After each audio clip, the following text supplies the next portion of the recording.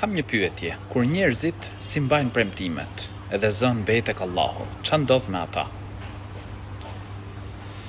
Allahu na rujt. Mos mbajtja e premtimit është cilësi munafiku, dy fytyrëshi, Zot na ruaj.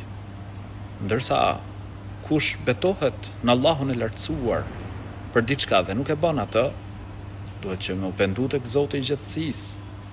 Dhe shlyerja e betimit pra është ose të shqej 10 varfër, ose të jap atyre veshje, ose të liroj një rob. Dhe nëse nuk ka mundësi, agjeron 3 ditë. Por nuk është lojë me u betu në Zotin i gjithësisë. Nuk është lojë. Pra njeriu duhet përpiqet kur premton diçka, kur betohet në diçka, me e kry ato, përveç nëse është diçka që bin ndesh me fenë Allahut të lartësuar. Atëherë shlym betimin dhe pra nuk e bën atë gjë.